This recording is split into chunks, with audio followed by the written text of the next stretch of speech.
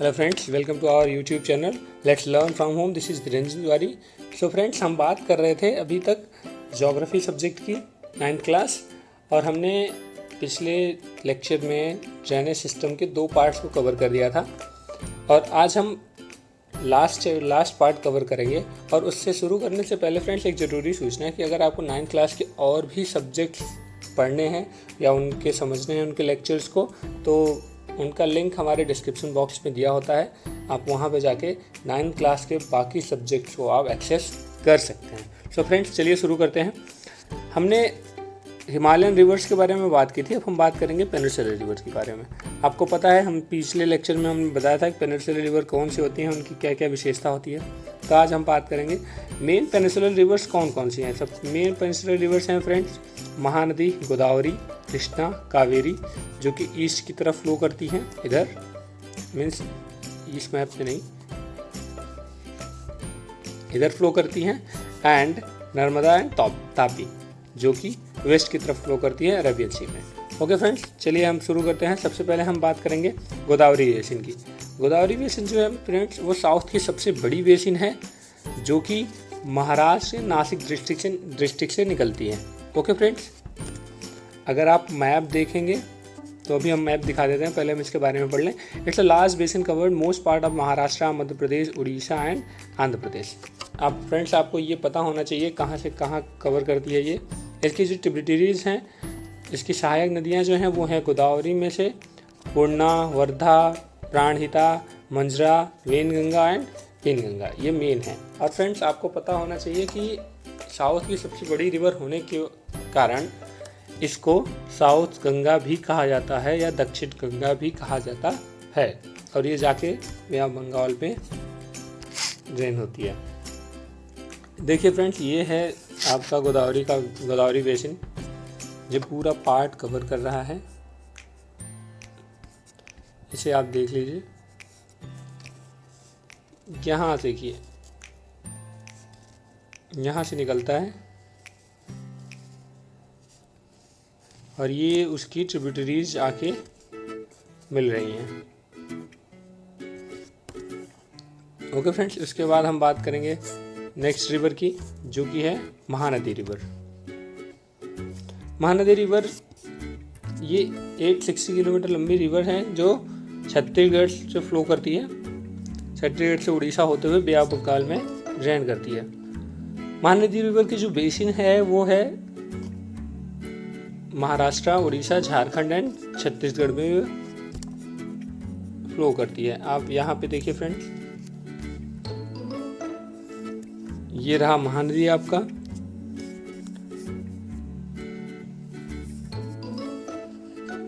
यहाँ पे वो ड्रेन करती है, और चिल्का लेक किसी के पास है, तो फ्रेंड आप इसको देख लीजिएगा। बहुत कुछ एक्सप्लेन करने के लिए है नहीं, क्योंकि ये चैप्टर इन्होंने बहुत जल्दी कवर कर रखा है NCERT में।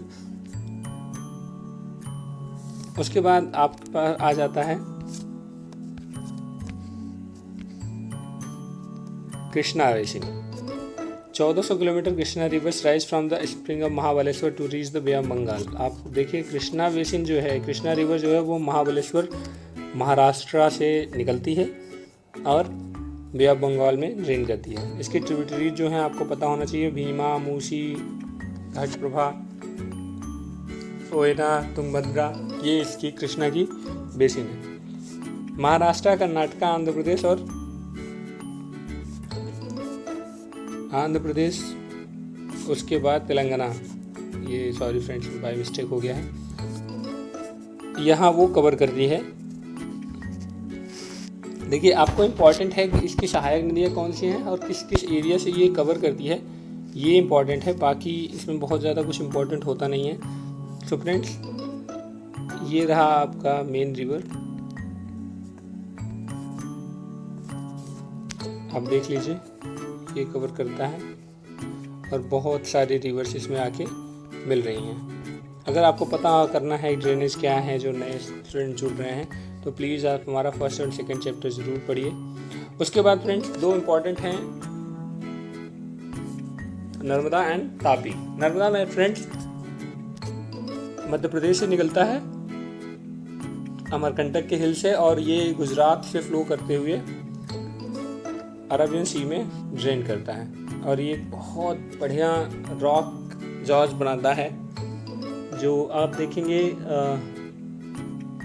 अगर किसी ने मोहनजोदड़ो जो मूवी ऋतिक रोशन की आई है तो उसमें एक मगरमच्छ का सीन है, काफ़ी बढ़िया व्यू है उसका, वो यहीं पर हुआ था, इसी रिवर के जो जॉर्ज है वहाँ पर ही हुआ था। नर्मदा फ्लो करती है वेस्ट में रिफ्ट वैली बनाते हुए नीचे अरेबियन सी में जाती है। ओके फ्रेंड्स, उसके बाद हम बात करेंगे तापी की। तापी बेसिकली जो मध्य प्रदेश से ये भी निकलती है, ये भी मध्य प्रदेश, गुजरात और महाराष्ट्र को कवर करते हुए सीधे अरेबियन सी में जाती है। और आप देखेंगे कि ये नर्मदा के पैरेलल फ्लो करती है। The main western flow rivers are Sabarmati, Mahi, Bharathapuzha and Periyar. इसके अलावा और भी जो रिवर्स हैं जो वेस्ट की तरफ फ्लो करती हैं वो ये हैं फ्रेंड्स। उसके बाद है कावेरी बेसिन, वो थोड़ा सा स्लाइड इधर उधर हो गया था तो आप देख लीजिएगा। स्लाइड मतलब कावेरी रिवर भी ईस्ट की तरफ ही फ्लो करती है, ब्रह्मगिरी रेंज से निकलती है वेस्टर्न घाट के बे ऑफ बंगाल में जाते हुए ये बेसिन शेयर करती है कर्नाटका, तमिलनाडु एंड केरला से। आप यहाँ देखिए फ्रेंड्स, ये भी जो अपनी एरिया है वो कवर करती है, ये रहा, और ये जाके बे ऑफ बंगाल में ड्रेन हो जाती है। ओके फ्रेंड्स, तो मेन ये थी। अब हम बात करेंगे कि लेक्स क्या होते हैं। आपको सबको पता है कि अगर कहीं पर स्थिर है पानी, जहाँ कहीं पर ऐसा कोई फ्लो है जहाँ पे पानी टिका हुआ है तो उसे हम लेक कह लेते हैं, अगर वो बहुत बड़े लार्ज अमाउंट में है तो। अब पता है मोस्टली जो लेक्स होते हैं वो या तो परमानेंट होते हैं, बट कुछ ऐसे हैं कि जो रेनी सीजन में ही कवर होते हैं। ओके फ्रेंड्स, अब देखिए कुछ ऐसे होते हैं, some lakes are resulted of the glacier action and ice sheets and some may have been formed by wind, river action and human activities। देखिए होता क्या है, जैसे कि मान लीजिए अगर कोई रेगिस्तान का इलाका है, राजस्थान का, बहुत तेज़ हवा चलती है तो हवा के डायरेक्ट इम्पैक्ट से जो फ्रंट फेस आता है वहाँ की रेत उड़ के उसके अपोजिट साइड में जाके डिपॉजिट होने लगती है। तो ऐसे कई सालों तक होता रहता है, तो ये जो एरिया है ये खाली सा हो जाता है। उसके बाद और यहाँ पे एक दीवार सी हो जाती है। उसके बाद जब बारिश होती है तो ये एरिया वाटर से फिल्ड हो जाता है, जिसे हम लेक बोलते हैं। उसके बाद दूसरा जो कॉज है मैं वो बता देता हूँ, आइस से है। ये कह रहा है कि अगर दो माउंटेन है, कभी कभी ऐसा होता है, और यहाँ पे एक वैली होती है, ये वैली अमूमन वाटर से ही है, या अगर आप कह लो कि वाटर से हो रहती है, लेकिन ठंड के मौसम में जब काफ़ी ज़्यादा ठंड पड़ती है, बर्फ़ होती है, तो ये वाटर जो फिल्ड होता है ये जम जाता है। जब ये वाटर जम जाता है तो उसी को हम ग्लेशियर लेक बोलते हैं। ओके फ्रेंड, जो आइस शीट जो होता है। रिवर एक्शन से भी लेक्स बनते हैं। आप पिछले वीडियो में जाएंगे आपको पता हो जाएगा कि जैसे रिवर मैंडमस करती है उसके बाद कभी ऐसा हो जाता है कि वो ऑक्सबो लेक बनाना शुरू कर देती है। आप पिछले वीडियो में जाएंगे, अच्छे से वहाँ बताया गया है, तो एक आपको पता होगा कि किन किन वजह से ऐसा होता है। उसके बाद फ्रेंड्स आप देखेंगे, हमने अभी पिछली साइड में बात की थी कि चिल्का लेक बना हुआ है उड़ीसा में। तो फ्रेंड्स वो हुआ ही ऐसा है कि जो सेल्स एंड सैंड्स और डिपॉजिट होते हैं उसकी वजह से वो हुआ है।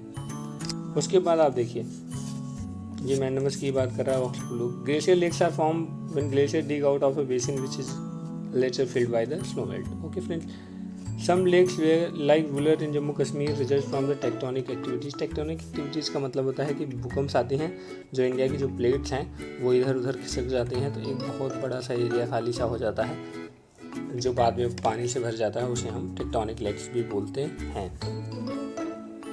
Apart from natural lakes, damming of the rivers are the generator of hydro power. सब ये इंपॉर्टेंट है फ्रेंड्स। आप देखिए, ह्यूमन में जब बात कर रहे थे हम, आपको पता है कि रिवर्स के ऊपर डैम बनाए जाते हैं। जब डैम बनाए जाते हैं तो डैम के पीछे का जो टैंक होता है, जो एरिया होता है, वो पूरी तरह से भर जाता है पानी से, तो इसे भी हम डैम कहते हैं। ओके फ्रेंड्स, जैसे सरदार सरोवर डैम हो गया, उसके पीछे जो लेक है ओके फ्रेंड्स, ये हो जाता है। उसके बाद lakes help the regulate river water flow, preventing flooding, aid to develop hydro powers, moderate climate, maintain aquatic ecosystems, natural beauty, develop tourism, provide direction. आपको पता ही है, क्योंकि अगर मान लीजिए डैम है तो आप वाटर के फ्लो को कंट्रोल कर सकते हैं। उसके बाद हाइड्रो पावर जनरेट कर सकते हैं। यहाँ पर बहुत सारी नेचुरल चीज़ें होने लगती हैं, टूरिस्ट भी घूमने आते हैं, तो वही बात कर रहा है। बहुत ईजी है, आप आसानी से समझ जाएंगे। उसके बाद है role of rivers in the economy. River का रोल क्या है friends? River are natural sources of water. Settlement on the rivers bank has developed into cities. और इसका सबसे बेस्ट एग्जांपल आप देख लीजिए कि यूपी में जो रिवर्स हैं उनमें जितने भी मेजर सिटीज़ हैं कहीं ना कहीं किसी न किसी सिटी रिवर्स के किनारे पर ही होंगी। ये सिर्फ नॉर्थ के यूपी बिहार उसमें नहीं है, पूरे इंडिया में है, इवन पूरे वर्ल्ड में आप देख लीजिए जो मेन रिवर हैं किसी न किसी सिटी के पास ही होंगी, या एक यूँ कह लें कि जो मेन सिटीज़ हैं किसी न किसी रिवर के पास ही होंगी। उसके बाद river are used for irrigations, navigations, hydro power generation, all vital for India's agricultural economy. ये आपको आसानी से समझ में आ जाएगा। अगर आपको कुछ नहीं समझ में आता है फ्रेंड्स, आपको एक्स्ट्रा कुछ पूछना है तो प्लीज़ आप कमेंट कर सकते हैं, वहाँ मैं आप अच्छे से एक्सप्लेन कर दूँगा। और एक बहुत इंपॉर्टेंट अब आ जाता है लास्ट टॉपिक है रिवर पोल्यूशन। जब क्वालिटी रिवर वाटर की जो क्वालिटी होती है जब वो इफ़ेक्ट होने लगती है, चाहे वो domestic, municipal, industrial and agriculture demand की वजह से, तो उसे हम रिवर पोल्यूशन कहते हैं। जैसे आपको पता है कि जितने भी मेजर सिटी हैं वो रिवर्स के किनारे ही होती हैं। अब वो क्या करती हैं, अब सिटीज़ हैं तो इंडस्ट्री भी होंगी, इंडस्ट्री होती हैं तो वहाँ पे अनट्रीटेड वाटर होती हैं। फ्रेंड्स, अनट्रीटेड वाटर का क्या मतलब होता है? अनट्रीटेड वाटर का मतलब होता है कि जो गंदा पानी निकलता है, जो केमिकल वाला पानी होता है, जो सीवरेज वाटर होता है, उसे बिना साफ़ किए, बिना केमिकल उसमें से निकाले उसे सीधे रिवर्स में ड्रेन कर दिया जाता है, जिसकी वजह से रिवर वाटर पोल्यूशन होने लगता है। ये आप देख सकते हैं। उसके अलावा अब इसका प्रॉब्लम क्या होता है, इसमें जो वहाँ उस वाटर के जो सिस्टम है या वाटर के जो नेचुरल चीज़ें हैं वो इनफैक्ट होने लगती हैं। उसके बाद a heavy load of untreated sewage and industrial influence are emptied into the river affecting by the river self cleaning property। जो रिवर की सेल्फ क्लीनिंग प्रॉपर्टी होती है उसे नष्ट किया जा रहा है, इसीलिए कहा जाता है कि रिवर्स को आप बचाइए। अ heavy load of untreated sewage and industry effect reverse. हाँ, वही चीज़ है कि रिवर्स पॉल्यूशन हो रहा है। अब इसमें बहुत सारे रीज़न हो सकते हैं, अगर आप चाहें तो इसके अलावा आप हमारे कमेंट बॉक्स में रिवर पॉल्यूशन की क्या क्या और भी कारण हो सकते हैं आप उसे कमेंट करके हमें बताइए।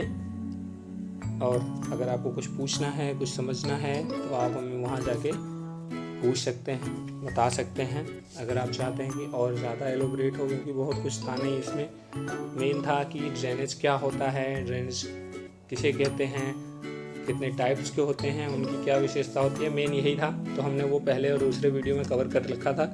तीसरे वीडियो में हमें सिर्फ ये बताना था कि कौन कौन से ड्रेनेज सिस्टम है। तो आपको पता है हिमालयन रिवर में 3 मेन होते हैं, Indus river system, Ganga river system and Brahmaputra river system. Peninsular plateau में देखें तो मोस्टली 6 होते हैं, Krishna, Kaveri, Mahanadi, Godavari, Narmada and Tapti. Okay friends, so अब मैं एक बार फिर से आपको बता दूं, अगर आप 9th क्लास के और भी वीडियो लेक्चर्स दूसरे सब्जेक्ट्स के देखना चाहते हैं तो लिंक हमारे डिस्क्रिप्शन बॉक्स में दिया हुआ है, आप वहां जाके उन्हें एक्सेस कर लेते हैं। और आप हमें रिवर पोल्यूशन के और भी जो कॉजेज़ हैं वो प्लीज़ हमें कमेंट सेक्शन में बताइए, हमें अच्छा होगा, हम लोग मिलकर एक साथ अच्छे से लर्न कर सकते हैं। अगर आप चाहते हैं कि मैं कुछ और एलिबरेट करूँ तो please you are most welcome. Thank you so much for watching this.